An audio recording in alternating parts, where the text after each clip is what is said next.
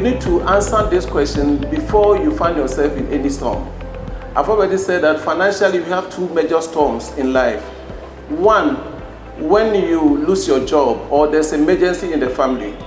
Two, when you go on retirement. So these are the major difficulties that many people go through. And so by this video, you want to educate many people to have better and deeper understanding of these challenges that people go through, and also going to provide solutions, the way forward to come out of these difficulties and challenges that has caused many families harm.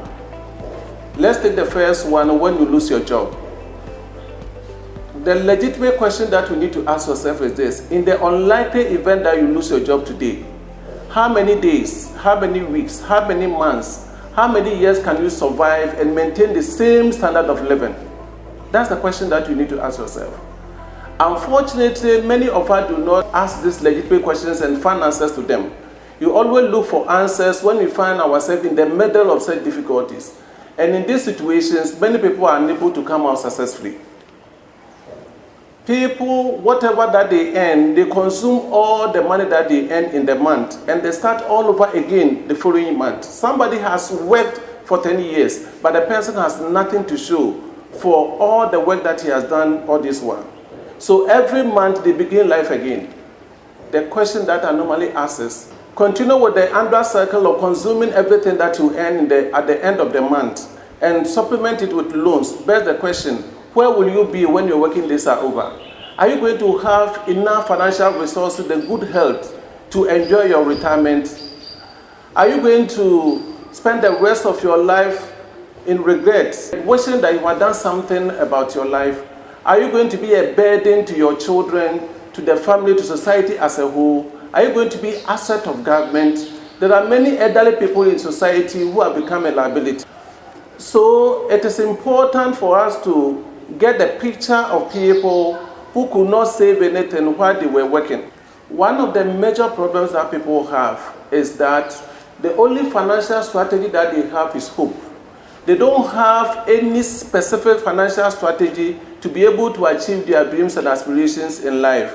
But the biggest mistake you commit is to build your foundation of your success on hope. Nobody has ever made it in life by just hoping.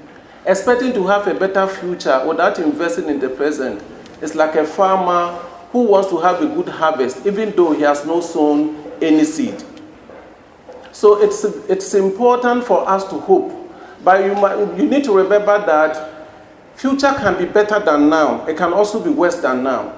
Even in the likely event that future becomes better than now, it comes with additional responsibility. And that responsibility can wipe away all the gains that you have made. Maybe you were earning 2,000 Ghana cedis a month. But fortunately now you are earning 3,000 Ghana cedis. But the child has been introduced into the family. That calls for additional responsibility. A child has had admission in the higher institution of learning. And how much you are going to pay can be far higher than the increment that you've had in your salary. Somebody can fall sick, maybe a mother or a father or any relative can also fall sick. So when you consider the responsibility that come on our way as we are going, the gains that we are going to make may not be enough to meet the responsibility that we have.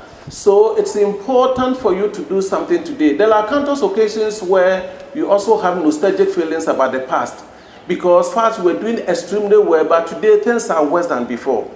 On the basis of this, I normally say that today is the most important day. We do not have control over the future.